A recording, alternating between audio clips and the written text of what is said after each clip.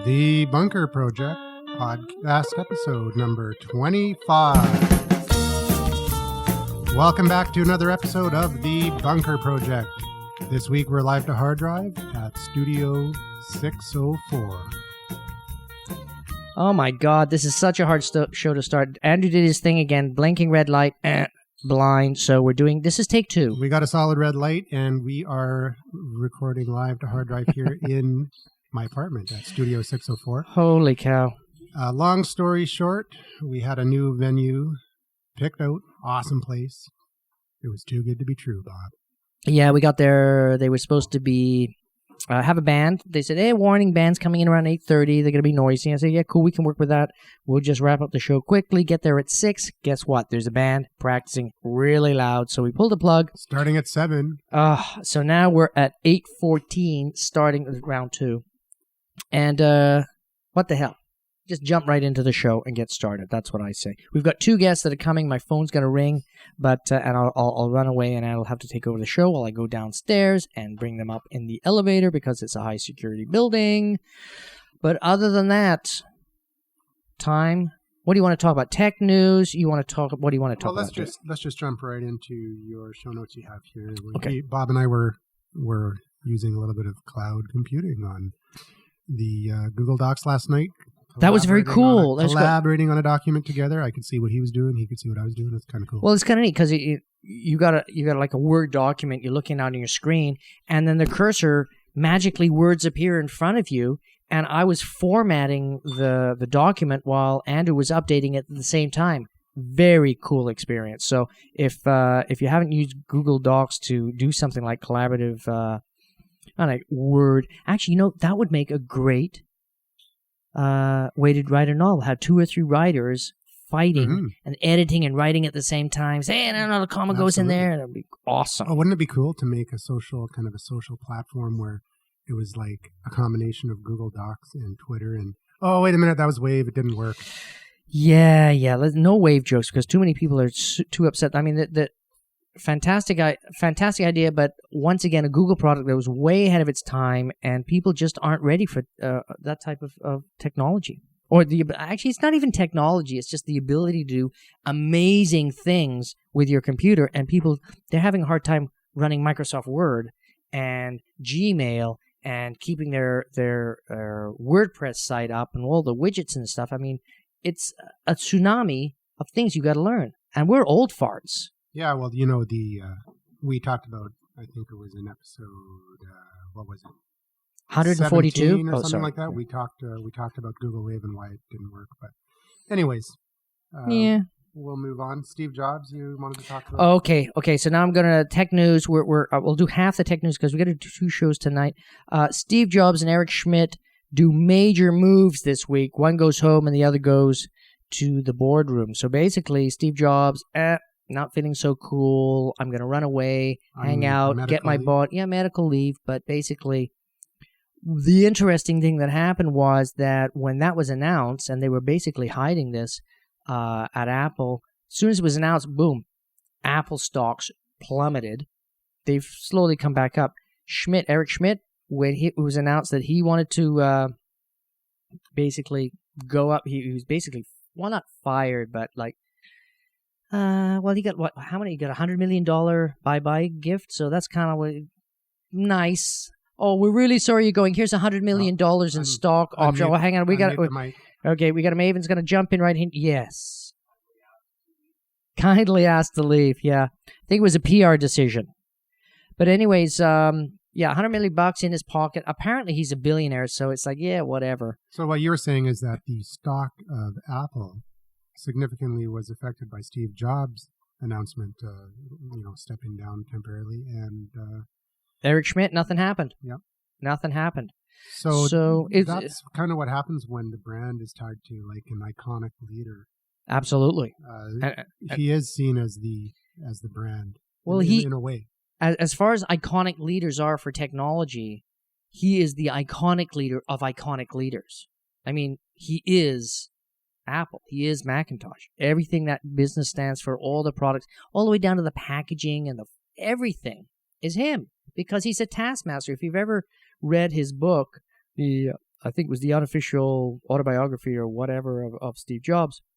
Man, I would never work for the guy. He's a complete asshole. I mean, my God. But talk about micromanaging. Did you see that blog post that I added to the show notes there, where the guy was talking about other iconic leaders, and one of them was Walt Disney, because at the time when Walt Disney was around, same thing. He was the company. Everybody associated Disneyland and Disney World or whatever with him. The whole company. Yeah, he was the visionary. Definitely, he was the visionary. And when he passed away, the everything was still fine. Everything worked out. So I don't know. I think Apple will be fine. I don't know. But going back to Disney, didn't have the Wonderful World of Color when I was a kid. The Wonderful World of Color on Sunday. That was the program. You got your chores done. You got dinner done, so you could sit down and watch The Wonderful World of Color. And there were these great sequel stuff. I can't even remember them, but I do remember it was an integral part of our family's life. Wow. And that doesn't exist. And that's what Disney has lost because Walt is no more. And basically was taken over by the bean counters. Oh, let's make this a profitable company and do. And yeah, Disney makes money. They've gone through some hard times. They've gone through some good times. But really, it's lost the magic. Disney is no longer this wonder machine. And that's what Apple is right now. It's a wonder machine. These amazing products. Everybody freaked out by the phones and everything. I think still for kids, I think it is a wonder machine. Huge empire. Who? Disney. That's David. He's not here to talk. It is a bunker phenomenon. We get going, and then people start drinking beer. It's like, I promised I wasn't going to talk. It's always the people that God say damn it, they're I got to not say gonna talk. something. Bob's just not. Okay, hang on a second. I'm going to bring it. Hang on, Dave. Okay. Go for it, Dave. You got to go right on top of that mic. Hey, I'm not getting anything on these mics, man. Why is that? Oh, it might not be turned on. Oh, try. Yeah, there's a switch on the mic. There's a switch on the mic there. Sorry, this is a very rushed, even though we're an hour late tonight. Talk about a rush. How about now? Oh, beautiful. Yeah, Thank you, David. Michael Eisner. Yes. I wanted to bring his name up when you brought forward the demise of Disney. Now, is it Michael's fault? No, Michael Eisner's done an amazing job taking over. He did a great job. Yeah, and but he's Brother not. Roy filled in adequately. Disney has been a consistent moneymaker from the get-go, and there's no businesses that don't have valleys. If you don't have valleys, you can't have peaks. That's true. Exactly. And Michael Eisner was a peak and did a lot of great stuff for Disney. And Stephen Jobs will die. We're born, we live, we die.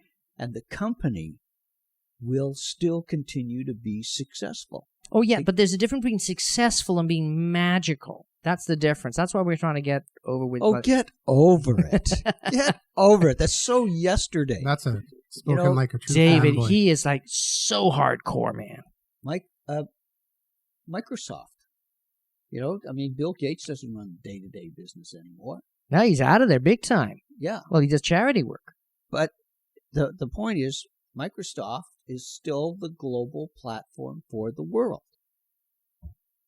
We don't tend to look at that because even Rome wasn't king forever. True, but they had a bad network. I hear that was the problem, right? They didn't have the backbone. Dude, did you want to talk? Hang on a second. All right, you set up your mic and then I'll turn it on. Okay, dude, go for it. You brought up Microsoft, which I think is a great piece of topic for this sort of conversation that's sort of started here now. Even in the 80s, and I'm going to start by saying that I use Microsoft exclusively, and I'm not part of the whole Apple fanboy religion. thing. Yeah. I really appreciate their design and the quality of the look and the aesthetic, but the software never took with me. But so the reason I say that is that I can still criticize Microsoft on a business level, even though I use their product and am happy with what it provides me with.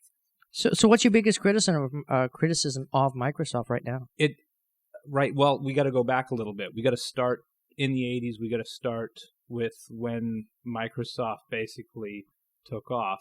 And it's, there's a great clip on YouTube where Steve Jobs is being interviewed, and his big criticism of Microsoft is their lack of creativity and their lack of innovation. And even Isn't that the Bill- tagline? even Bill Gates has been quoted in conferences and speaking back in the 80s, speaking about how much he respected Apple and what they were doing. And they basically piggybacked technology that was being developed, and even Apple, you could say, piggybacked technology that was being developed by, don't quote me on this, I think Cisco or someone was coming up with the technology that allowed the mouse and the interface with the screen that IBM. allowed the common person to use a computer and not just technology nerds, for lack of a better Well, it was the term. graphic interface. They took the green screen and made it a graphic interface, so the Exactly. average Joe could say, "Oh, I get it," or you know. So one could argue that Microsoft was simply right place, right time, and jumped on board this sort of software and computer revolution, and with very good business practice and tactics, essentially, position themselves in such a way to monopolize the PC world Yep. at an early stage, which Apple is now, I guess, bounced back a little bit. And we've got another comment from Oh, wait, David, before who we doesn't do- speak. Okay, Before- hang on for a second. let me This just- Before we do no, that, no. Oh, okay, hang on. I'll wrap it up quickly. So Oh, sorry, hang on for a second. Yeah, go ahead. and now where we are at is, I think since Bill Gates has left, Microsoft has sort of stalled, and I don't see them really pushing the boundaries anymore. And I think they are now at a point where they are playing catch up, with social media being an example, search Yeah. being the other example. Those are the two big businesses. and with mobile, yeah, because they And- just brought out a phone and they finally brought out a smartphone that's actually a viable smartphone. So who are the big players right now competing with each other? Although they're in completely different arenas, but they're still competing. One is Google, which is trying to be social and not doing a very good job of it, and Facebook, which is social and trying to do search and not doing a very good job of it. Yeah, Mhm. and email I'll- and don't do it a very good Yeah, job. and I'll pass it on. So before you pass it on though, bring it back. Why don't you introduce yourself and tell us a little bit about Yeah, what because you're we got doing? basically. I just want to jump right in here. We have two mavens in the room. We have. Well, let's say you guys just introduce yourself. Just go for Yeah, it. just introduce yourself so the listeners know who's Yeah. speaking. What the hell's going on We here? forgot to man? do that earlier. My name's Tristan. I do predominantly copywriting so far, and I do a fair bit of media and content production for online. My background's in the film industry, so I come from a creative background, and I'm now approaching marketing from that angle, from the creative engagement angle. And I'm launching my business in February, so I guess stay tuned. Excellent, and he does have very, very nice glasses. Yes. So yeah, exactly. Which you can find all over the internet. If you just search my name, you'll find it. And he makes these They- drinks. What are they called? What's my last name? It's Tristan, Tristan. Last name Schoen, Schon, and I'm What's your .com? I don't have one yet. It's coming up in That's February. awesome. I don't have a And you know what? .com. I got to tell you, all you got to do is search my name, and you'll find all the links and all the information you need. It's a very unique name, which I've been blessed with. Yeah, it's All true. right. It's true. Cool. So Yeah, no. Well, hang on a second, guys. Tristan and Dave, Tristan, you don't have to adjust your mic unless you want to have this drink. By the way, Tristan brought to the Bunker Project an awesome mic. Dave, do you want to check to make sure your mic's on? No, Dave's mic's not on. Bob. Put a switch on. Bob, I think you meant I brought an awesome drink. What did I say? You said I brought an awesome mic. You supplied the mic. yeah, Sorry, but, it dude. was such a strong drink. Man, I had one of them. Yeah, that's what I was going to ask you. What is that drink? We Yeah, are drinking okay. this evening. We're drinking Oh, Dark hang on. and Stormies. Dark and Stormies. And if anybody at home wants to drink along, it's a liberal part of rum. Mhm. Doesn't need to be liberal. Doesn't need to be an exact measurement. It's a liberal mix, along with ginger beer, which you can find in your specialty drink aisle, and a fair bit of lime juice. And it's something we drink in the yacht racing world, and it's quite popular in the Caribbean. So it's not something you'll find in a bar. If you talk to a bartender in Vancouver, they won't know what you're talking about. And even if you want to ask for the ingredients, they won't have them. It's like the So- mojito before the mojito. I mean, it's yeah. an awesome drink. Actually, it's a dangerous drink It because is. you do it, You drink it. This isn't so bad. You stand up. Boom. You're on your face. I mean, it's serious. Actually, the guys from Dignation, they would get into this drink big time. Absolutely. Anyways. Okay. So, now you had a comment. David, can you remember what the comment was? Oh, okay, no, hang on. We're not getting very good volumes on it. Dave, test your mic. Hello. Hello. See, I don't think we got. We We don't. don't. Is it a technical problem here? Hang on, I'm going to pause. All right. He's pausing. All right, here we go. Yeah. Okay, now I'm whatever. You made that. Okay, now for some reason it's not. You're not on again. You can hear you in the headset. I can hear me in my head. Should I just give him this mic? No, because it is back before it makes lots of noise. Okay. No. Is it turned on? It's on? Yeah, there's a problem. Okay. Well, I'll just borrow your mic. We'll improvise. Hold on. Okay, this is like early days of CBC, I guess. Yeah, way back. Yeah. Going way back. Anyway, my name is David Hutchison.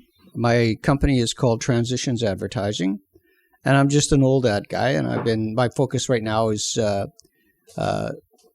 seniors, that senior sector, that Zoomer Boomer thing. The gray market. Yeah, the gray market. Yeah. Well, we still rock. Rock and roll came from us. Anyway, I was going to comment on and I hear this so often as if it's an important denigration for people to make against Bill Gates. The first point that has to be considered is that Bill Gates gave us one thing of principal importance that no one else accomplished, and that was he gave us a global operating platform, period. It doesn't matter if people say, oh, well, he took the technology from this guy and he didn't give him as much money and he took that IBM, gave him the start and all of this. Bill Gates put that whole thing together. He made it worldwide. He is like one of the great businessmen. Even Jack Welch, Jack Welch. Anyway, he was the guy that was CEO of General Electric and made it into the icon that it is today. And he said, Bill Gates is the greatest businessman in history. And so it doesn't matter whether you like him or you don't like him. The thing that you have to give him is that he delivered the piece of the puzzle that allowed us all to play. That's it. Doesn't matter. Everybody else, Stephen Jobs and his other partner and Apple and everybody. I mean, I remember when we got our first fax machine. And everybody goes, fax, oh yeah, those things. They've come and gone in that period of time. Yet when they came, the first month that we had a fax machine, I cut my courier costs by 45%. Yeah. And that was a huge bill for us. It was a huge bill. I went from paying thousands of dollars to, well, still paying thousands, but half of what those thousands of dollars were. How much does the fax machine cost? And it happened overnight. Just happened overnight. So, and then now technology, who uses a fax today? Send me a file. Nobody, don't fax me something. Send me a file. And, Still fax. Still fax. Yeah, there's still fax, but, that it's slowly, the dinosaurs lived a long period of time, but the peak happened and then the valley happened, and faxes are in the valley. But the other point that I want to make that I thought was particularly poignant is that there's a perception in the media today that technology exists with the 20-something. And no, the 20-somethings just simply grew up playing with the toys that their parents brought home. They brought home a computer. I got my grandchildren when they were, my granddaughter, when she was 6, had her own email address. And she'd send me emails. Couldn't spell, but that was okay. Made Grandpa happy. But the point is that each generation is going to get better but we can't perceive that social media, for example, is an exclusive demographic or an exclusive category of youth, because it's the fastest growing audience on Facebook is 40 plus. That's the fastest growing side of Facebook. That's the biggest growth area of their audience. Because, I think it was like 280%. I mean, it's huge. Yeah, and boomers are still the biggest bubble. They still control the biggest amount of money. And they own 60% of the capital assets, and so they're an influence in the marketplace. And media is rapidly run to 20-somethings. And just for my own purposes, where did the entitlement come from with 20-somethings? Was I wrong with my kids, or were my kids wrong with their children? There's a sense of entitlement. Oh, there's huge entitlement issues going on right now. Ridiculous. Yeah. And so, anyway, I don't know how I got off on that thing. Just a tangent I want to rant on. Well, that's okay, because this is the Tangent Show. We love it. If there's a tangent in the show, you have to have a drink, by the way. Oh, yeah. Okay, hang on for a sec. Do you want to play with the mic? Was that the first tangent? I'll just... All right, you're back on? One distraction. Yeah, hang on for a second. That was another Guinness. That was a Guinness. Right. Am I on? Yeah, So absolutely. I do it. only have one thing to say.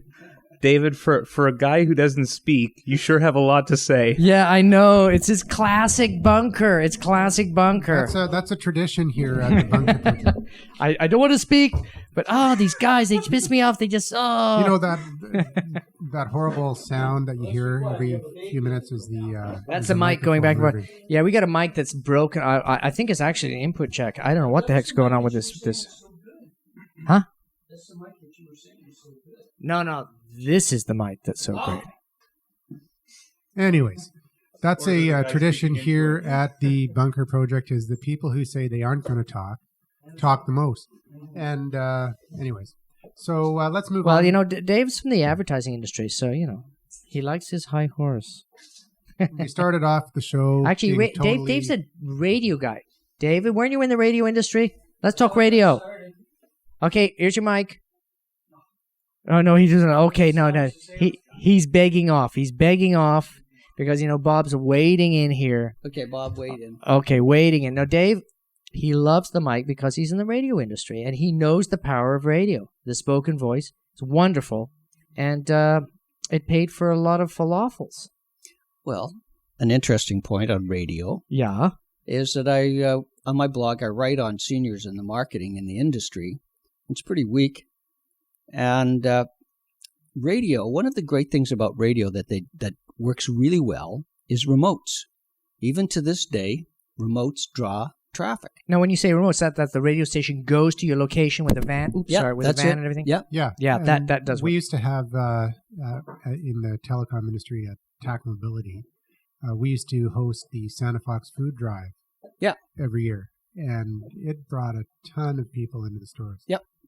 Now, why is that? Just people want their 15 minutes of fame, David, or what? What did the cause of that? You got to remember that radio still has personalities. It's just a voice. It's just a voice coming over, and so there's a mystery or a mystique about jocks. I mean, when I first got to town, there was a lot of radio personalities that to this day, like when I got here in 1979, Red Robinson was iconic across the country. He's in the Rock and Roll Hall of Fame. No way. Red Robinson? Red Robinson was inducted in Cleveland at the Rock and Roll Hall of Fame. He's the second radio guy to go in. Well, who was the first guy? He's got a theater. I bet you I knew who the first guy is. The first guy was the guy that used to... I was thinking of the guy that does the New York thing with the ball that comes down. And wait. Dick Clark. Yeah. Was it Dick Clark? That's it. Yeah, Dick Clark. Got it in one. And then there was the other guy that did Wolfman. Top 50. Was it not Wolfman? No, Red was in before Wolfman. Who can do? Oh, Casey Kasem. Casey Kasem. Yeah, that's it. Casey. I love listening to the history of rock and roll with Casey Kasem. Yep. Now we have a local legend here in the West Coast because he's not in Vancouver. And there was a little band. Oh God, I'm gonna forget it. I'm really embarrassed now. But anyways, he has a CBC show and he talks about rock and roll. And Who the heck is it? Oh, Come on, he's the local guy. Terry David Mulligan. Terry David Mulligan. He was a former RCMP Yeah. officer, and Nope. he No, I'm quit not his talking. job. This guy was an ex-rock and roll. He did. Oh man, never mind. So Anyways, Terry Terry David Mulligan is a good is a His good duck was example as well. iconic for West Coast. Yeah. We're just gonna keep that line. We'll just keep that technical noise in because I'm just tired of it. Everything is. Hey, up in the you air just tonight. wade right in there, Maven. Just wade right in there. I got two responses to the little things you said. All right, go for it. First dude. of all, you brought up What, the Wolfman? TDM, as he's known, Terry David Mulligan, Yeah. who I was actually, when I was probably about 10 or 12, he did a show on Rock 101 that was, Oh yeah. he did I don't remember what it was. Every night he profiled a band, or once a week he Yeah. profiled a legendary band, and that's how I got my education in classic rock. So I wanted to bring him up because he's very significant. He did a great show, but to do a little segue back into social media, since we're talking about radio, Okay. and how marketing is going in radio, and how this is all tying in with this sort of shift we're in right now. Every year, right around this time, Jack FM does a trip to Jamaica. And for the entire fall, I don't know when they started, probably in September, all the way up to December, they do this big push on this contest where you can win a trip to Jamaica. And they take, 10 people down with them. And then for a week or two, they do the entire show from Jamaica, which sounds kind of exciting. Sweet, All right, yeah. go on the radio tomorrow and listen to this thing. It is an infomercial for, I don't remember which company it is, some travel agency. They don't care. SunQuest or something like that. And Oh, yeah. I literally turned the show off because it's not the regular show. It is an infomercial for trips to Jamaica. So I called them on it, and I went on their Facebook page, and I typed in, when's the Jamaican infomercial going to be over so I can get back to your show? Well, it's true. And you know what? They responded, which was awesome. And you know what they responded with? Come on down. This is exciting. One of my clients that outsources copywriting and content to me is called Yardstick Services. There's a plug for you, yardstickservices.com. Excellent. And what do they type in? They're like, next week we're going to plug Yardstick. So they made the effort to look up my profile and see who I work for and look up the name of the company, and that's how they responded, which I think was really clever. Yep. So I went back to them and said, thanks for the plug, in quotes, or in brackets, your check's in the mail, as a joke. So that's my little radio social media story. Oh, sorry, I muted you there the last bit. Hey, sorry, I'm like totally having a hard time with this mixing board with the back. Now you know It's how like I feel. the roulette wheel. Holy cow! Bob's got the mixer. I got the tonight. mixer, and it's a nightmare. Anyways, I don't know how he does we're it. talking about radio. Might as well just move right over to podcasting now because Yeah, well, podcasting is like radio. Totally. I mean, it's a bunch of mics. Yep. Bunch of guys in the living room drinking booze and talking about all sorts of it's stuff. online radio, and there's some iconic podcasters out there as well. Leo Laporte comes to mind. Well, Leo Laporte comes to mind because he's making $4 million a year doing podcasting, and he's going to do a morning show. He's decided he's going to do a morning show. They've rented a new big building. Well, they haven't rented. They bought a new building. They're tearing it down. They're going to build a brand new place. And one of the things that they said, so are you going to make it really fancy? He says, no, we've got this architect, and he's going to make it look really grungy. Because I like the grungy, unprofessional thing, because that's what podcast is all about. It's like the real unslick type radio with booms working. He doesn't use the term podcast, though. He doesn't like it. No, he's the internet radio. Netcasts. Leo Laporte with the Netcast. I mean, he's got like 27 Netcasts shows. you love from people you trust. Yeah. Okay. It's a plug. We expect a check in the mail, Leo. He can afford it. Hey, okay, so let's go back to my notes. Hey, I've got like 12 pages here, and we're barely getting through page 1. Well, let's skip over the HP story. Okay. Yeah, that sucks. And our games maven. I don't know what. We got 2 guys that are lost. They probably got arrested coming here. But I'd like to talk a little bit about podcasting because people seem to like podcasting subjects. So, Andrew, do you want to talk about podcasting, or do you want me to just jump right in? Let's go ahead, because cool things have happened. Audition is now available for the Mac, and both You and I. Oh, I'm I've totally downloaded it. into that. Yeah, like, okay, talking about social media and stuff like that, I heard this over Facebook. This thing called Audition, which is an Adobe product, only being available. Audition 1, 1.5, 2, and 3 have only been available on PC, and now they've got version 4 that's coming out for Mac. It was formerly Cool Edit. Yeah. And Cool Edit was like, the best audio editing software way back in the day, and it was purchased by Adobe, and they rebranded it as Audition.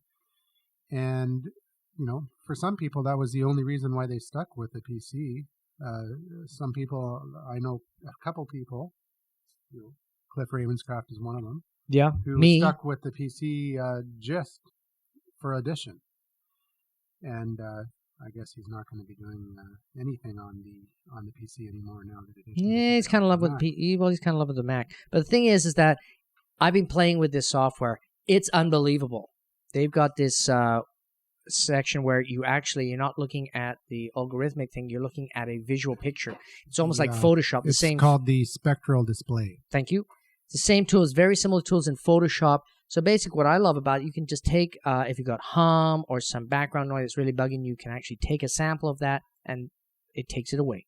From the entire audio without distorting the voice. Without leaving artifacting or any other problems with the audio. It's pretty cool, dude.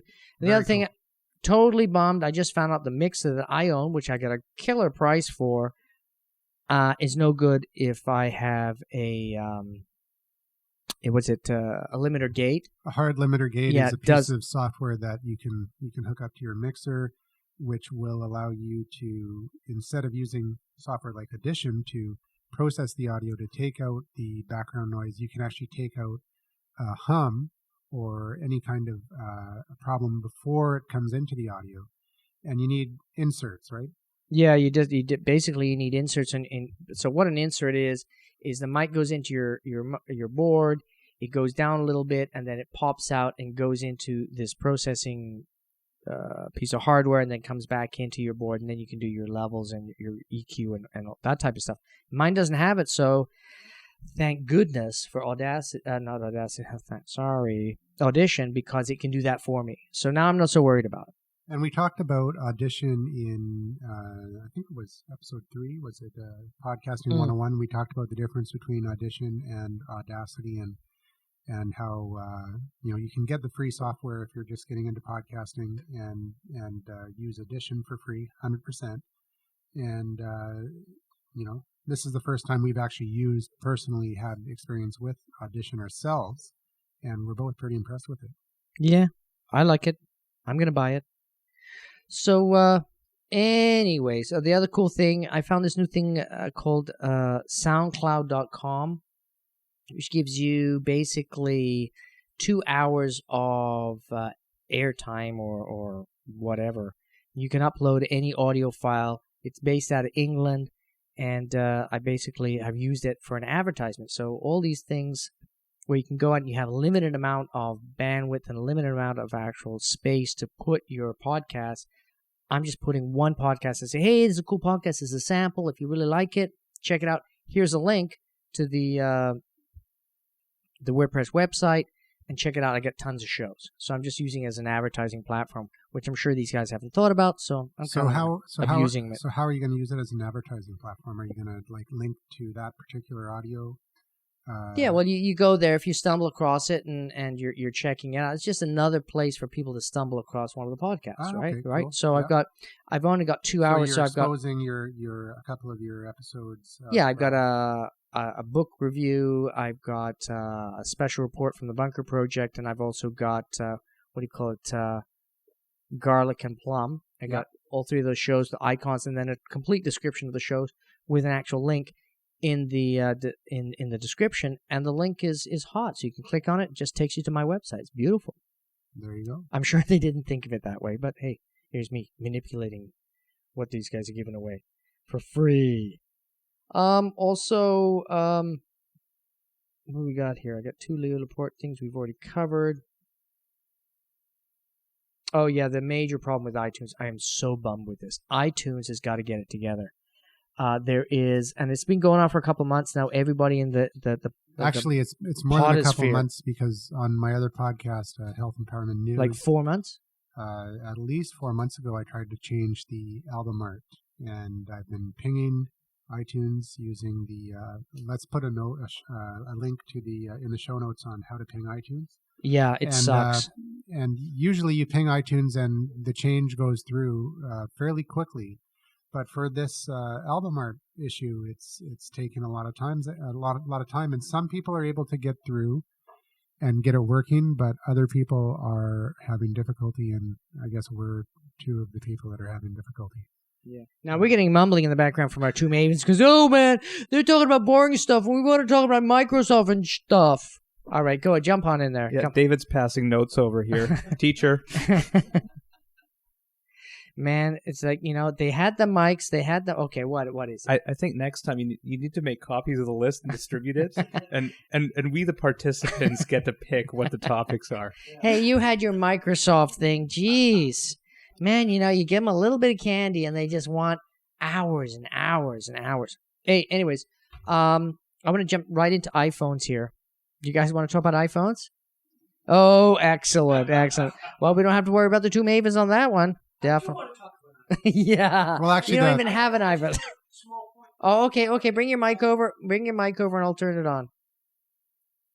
Okay. All right, David. What's the point with the iPhones? Okay, here's my point of discussion. He's gonna slam them, man. He's gonna slam them. I'm not here to talk about the quality of iPhones or its variety or all the apps that it has. Or the girls you can pick up in bars. What I using want to talk about is its rudeness. It's rudeness. It's rude and toodleness. Well, it is. It's rude. It is. I think that's a Twitter quote. We've got a Maven. I got to Twitter that out. iPhones have rudeness. No, David, well, go for it. I used to go to networking meetings all the time. I loved them because you get to meet people and you got to talk about things and you get to tell a story, blah, blah, blah. Now you can't do that because nobody's paying attention. They're all texting. They're all texting. They're twittering, Facebooking, LinkedIn. Angry but they're Birds. not involved with you. They're not interfacing. Human Bingo. interface. Bingo. Oh, I'll leave that with subject matter with you. All right. All right, and Tristan, you're live Sorry, here at the bunker. am I expected to respond to that now? I don't actually have a response. I was too busy twittering. What did he say? Yeah. Maybe I do. No, it's what there's a shift in culture that is going on now, and a style in which we communicate. And now I wasn't around when the telephone was invented, but Are you inferring that David was? No, not at all. But I imagine a time when the telephone was invented where there were people sitting around saying, "What's with this telephone? Why can't we just walk down the street to our neighbors and sit down in the parlor and have a whiskey or a coffee or whatever they did back then and have a face-to-face conversation? Why do I have to pick up this strange device and dial an operator and give them a number and tell them to connect me and this is rubbish." This technology. Actually, you know what they used to do? And what I want to get at is that society and culture has had many, many transitions over the centuries like this. Yes, transitions. So that's a little description. David which just are, pulled of out course, transitions, innovative advertising. ideas and mature solutions Is there a for a .com? mature era. Is there a .com on that? I don't. They're too mature for that. No, he doesn't have a .com, but he has a fax number. So the point being that all of these we're in a transition again, and it started with the internet, and the internet needed a little time to get going, and now it's that social media, and by the way, I hate that term, but social media interactivity is a better way of describing it. Sounds a lot sexier. The uploading and downloading of information and the sharing of information amongst peer groups, that is now revolutionizing how we connect and communicate. And I will sit in a bar with, and I'm kind of on a little bit of a, I'm kind of right on the edge between the new generation that is growing up with it and that is living with it, and for them it's not new, it's just life as we know it, and the older generation that is either adapting to it or is trying to shut it out. And so, I mean, it's perfectly normal now for me to sit in a bar with friends that are 10 years younger than me, and we're all there with our phones out, and we're having a dialogue this way, and my hand is going, by the way, left and right, and a dialogue this way, which straight back and forth between the phone and the internet and our connections online. And it's all happening simultaneously. Yeah, it reminds me of that commercial that BlackBerry came out with a couple of years ago, where there's this guy walking through some kind of a train station lobby or airport, and he's BBMing people, and while he's walking, and it's almost like a Mr. McGee thing where he's almost getting killed numerous times, getting bumped into people, and walking along as he's not paying any attention. It's hilarious. Sorry, I was checking my email. And then and then the Windows Phone 7 just launched, and they have a commercial similar to that, but saying that, hey, with our phone, you can get in and get out and get back to your life really quickly. Well, so it's kind of an interesting take on that old BlackBerry commercial. Well, we're an evolving thing, and you adapt or you die, or you're not accepted within specific peer groups. I mean, it's weird. I mean, being in the communication industry, it's kind of bizarre because here we are having to deal with evolving technology and reteaching myself every 6 months all this new software and all this new way to communicate just to be able to go to a meeting and be able to talk with people. And they said, "Oh, what do you think about Foursquare?" I remember about 8 months ago, I was in a meeting. I was like, "Oh, we're going to do all this stuff." And they say, "Oh, yeah, that's just like Foursquare. It'll be cool." I'm like, "Foursquare? I've heard that, but what the heck's that about?" And I checked it out. I said, "Yeah, actually, he made a very good point." But because I wasn't up on what Foursquare was that month, I was a little out of my depth. And as things evolve, and literally things are evolving all the time. I mean, on my show notes here, Andrew found a website, like how many? Like 100? Yeah, it was a website and magazine, which is actually a pretty cool magazine. You can actually subscribe. I'll put a link. Yeah, but what did you send me? That's the interesting thing. The top 50 social media tools. Yeah, 50 social media. 50. Give me a break. I mean, give me 2 or 3. I mean, it's like, oh, here's a phone, and here's another phone. Oh, by the way, there's 50 other types of phones you can use. This is the top 50. It's like drive me nuts. There's hundreds. Okay, the Maven has to step in here. By the way, this Maven has awesome glasses. He's the only one here wearing a tie, too. I've experienced this already with work where I use online tools, and it's actually driven me now to where I'm going to be in the next 6 to 12 months, and it's starting now, developing my own proprietary tools that I don't share to leverage social media. Hey, wait a minute. Social media is all about sharing. Yeah, share. Sharing the content, sure, but the tools by which you do it and by which you maximize performance, that's a different thing. And okay, so far I've been using a variety of tools, and I want to get to this, my responses to this whole list of 50 thing. Yeah. And we're now in a culture where, because there's a sort of obsession with social media and it's the latest greatest, there's a lot of people jumping on the bandwagon and trying to find ways how to capitalize on it. And they're all coming up with tools, and they're all designing software and interfaces that do this, that, and the other thing. And iPhone apps. Whether it's scheduling tweets or scheduling Facebook or analytics, and here's how many followers you have, and here's how many messages you've sent out, and per day and per week, and at what hour, and et cetera, et cetera. Sure. How many girlfriends you got? Well, that too. Yeah. And That's I've used some of these tools, and I can't tell you how many times I've gone to a tool, used it, liked it, come back a month later and discovered a message that says Twitter has changed its user policies and we're no longer able to operate the way we used to.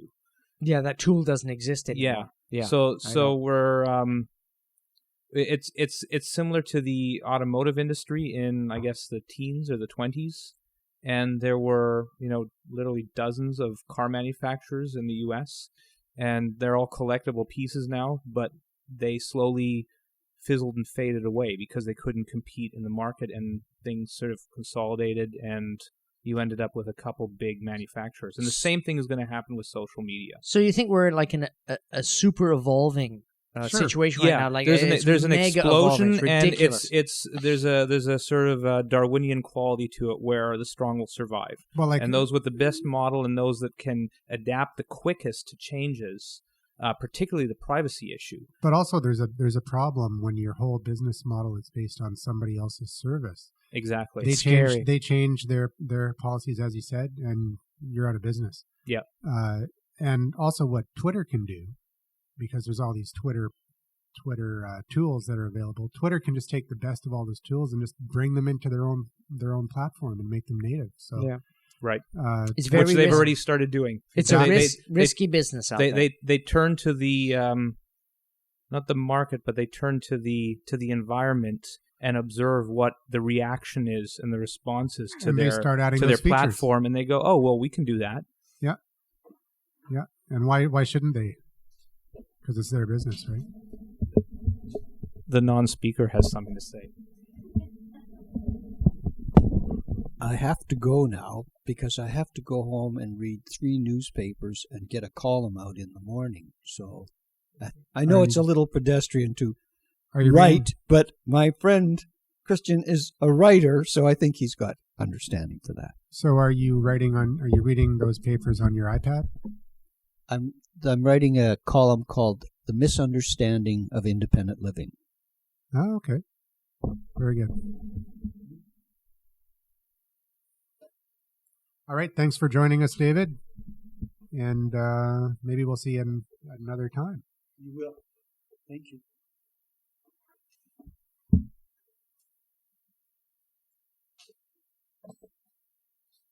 Okay.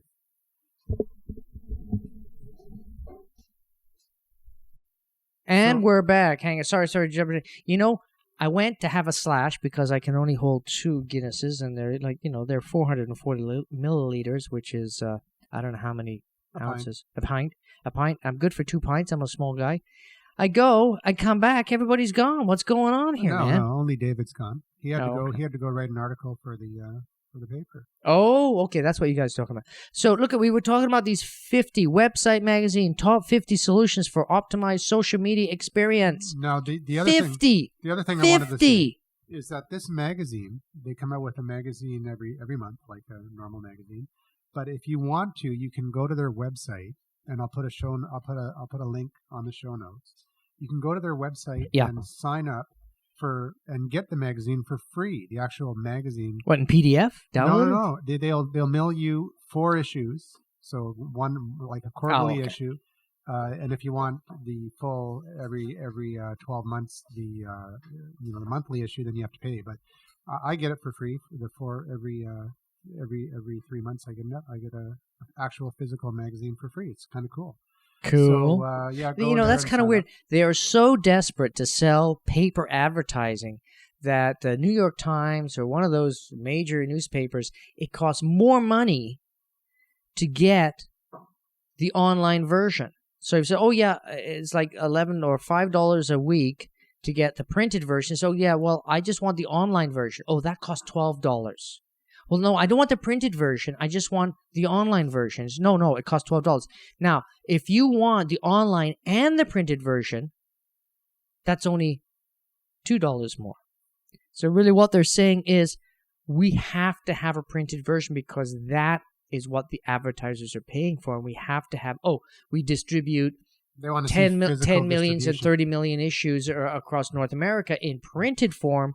That's what the advertising industry will pay for. They will not pay for, we distribute 200 million in PDF format or on online format. People won't pay for that. It's weird.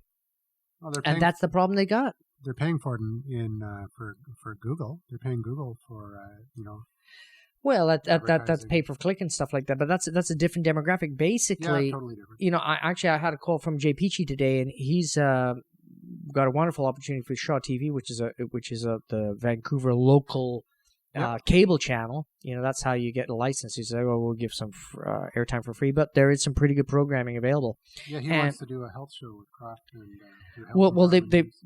he's got this whole thing. Apparently, 600,000. He says the demographic 600,000 people are exposed to this. It's like, no, 600,000 people do not listen to your show. Come on. He's just got a opportunity to broadcast to 600,000 devices that people may go to. So now he has to do a serious social media campaign to make people interested enough so they go and turn on their TV at a specific time. And I think that's the problem with broadcasting right now. It's not a la carte. And until... No, it's the demographic for his show that's 600,000. But yeah, I agree with you. Yeah, I mean, but it's still, if it's a la carte. If the network said, let's go a la carte, and say, look, I want to watch all the 24 shows, I want to watch Gilligan's Island, I want to do this and that, and make it all available, all shows that were ever made in the history of TV and cinema and stuff like that, I want the a la carte charts, and I will pay 99 cents or $1.50 or whatever, and I will be the programmer. I will be my own CBS or CBC, and I will listen to what I want to listen to. If I like listening to the morning show, which is not a bad show, then I will pay my 99 cents a month or 99 cents a week, and that's what comes through my computer in the morning. But right now, I'm forced to tune in when I want to. Oh, hang on. What was that? Just pointing out where the vitamins are. Oh, all right. Well, that's important stuff. Anyways, so we're going to cover these, I guess, later. We'll go one by one through. We've already covered a few of them. Well, you know what? I think it'd be an awesome idea. What we're going to do at the Bunker Project, we're going to take these, every week I will, personally, little Bobby is going to take 5 of those a week for 10 weeks, and I will make an account, test them out. So Ping FM, I don't have an account. Hootsuite, I have an account. TweetDeck, I have an account. You have a Ping Social FM account. Oh, do I? Okay. So it'll make me at least go to them. You know, I get a lot of emails and saying, I've got actually Dear Bob, you haven't accessed our account for 6 months. I signed up for this one last night while we were doing the show. Wildflower? No, nutshellmail.com. It's by Constant That's Contact. nutmail.com. Nutmail.com. That's like for psychos, isn't it? And what they do is Conspiracy.com. I've already got 3 or 4 emails from them, and they aggregate everything that's in, your whole Twitter account, your whole Facebook account, and send you an email with all the updates and everything. Hey, these are the 50... Oh, hang on. Turn them on. Okay, Mr. Maven. Isn't that social media for squirrels? Yo. Yeah. Hey-o. All right, very nicely done. So I'm not sure if I Lithium.com. What the heck's that about, man? I've got lithium.com. Yeah, there's lithium.com right up there, man. That's an enterprise level Twitter. It's I like this one. Here's a pornography one, Viral Heat. Yeah. That's for people that have venereal diseases. No? Sorry. Then my bad. There's just.com, which actually I find that useful. Just? Yeah. Kind of sketchy type of place. Yeah. Anyways, so we're going to do that. And thismoment.com, networking insight. These guys are struggling for names to get the .coms, but they're all .coms, and that's what it's about. I talk to new clients. Says, "Oh yeah, I got this great website. It's .fm or .ca." I say, "Dude, sorry, it doesn't work. You got to have the .com. You cannot have." Well, you can now for SEO. You can now. Yeah, but look at the top 50. They're all .coms, dude. So come on. Well, that's because everybody wants a .com. Well, everybody, because no, it's the manly. The number one is you not. Cannot. The number one is not a .com. Oh, Ping FM. All right. I'm chastised big time. I was just about to make a comment about how you can pick up girls if you got a .com, not an FM. Never mind. I'm not going to go there. I've got a fantastic .com. All right, here it comes. Here it comes. Do you own it yet before you announce it? No, it was... Damn, somebody got it. It was a sly reference to your comment there. Okay, what is it? No, I'm a fan of buying as many different URLs with different back-end tags as you can with your name so that you've got them, and then just doing redirects back to a .com or a .ca or so. No, so that you're owning that word and you're owning that. That's a totally valid strategy. And because what happens is like, let's say your company has got a .ca, and someone goes online and can't remember it, just wants to go and types it in, goes .com, they're not going to find your page. So if the .com redirects to the .ca or vice versa, then they're going to land on your page regardless, and you want to protect that. Well, what's interesting too is like with all the real what do you call it? Firefox and Safari and stuff like that. Well, Firefox, you just have to put the word in. You don't have to put the www, and you don't have to put the .com. It puts it in for you. So really, just because of that, I would highly recommend have a .com. Yeah. I think the most impressive thing with search technology and web technology is how intuitive it's becoming. and how algorithms, amazing. sophisticated the algorithms are getting. And that's really where the world is going, which is smart software that can anticipate and predict what it is you're trying to find and what you're trying to do. And on the marketing side and on the SEO side is how you take advantage of that fact and how do you make it really easy for a search engine to present your content to the people looking for that particular service or product. Oh, it's marvelous. Marvelous. Marvelous. What was that from? That's a movie. Absolutely. Hey, and we're gonna wrap up the show here because we're way. It's 9:30 in our time, Vancouver time, and I'm just gonna bring up the music that Andrew is using. What software are you using here to do that? We're using Pod Producer, and it is PC it's a Mac only. Is it? Oh, really? PC only. That's why I had to reboot this MacBook into PC mode. Just to have this stupid music. Although there is some stuff on, there's some software on Mac that'll do the same thing. Anyways. Hey, how long we got? Does it give us a countdown? 55 minutes and counting. No, Anyways. but on our music. Oh, we got 36 seconds left. Oh, excellent. So hey, just enough time to say I was out fishing the other day. 1-877-636-1474, and we'll get you into the show. And check us out at our new Twitter account at bunkerlive.com. Oh, yes, that's right. And facebook.com/The Bunker Project. Or just Google. And we'll see you again next week. Okay. Bye-bye, everybody. Bye-bye.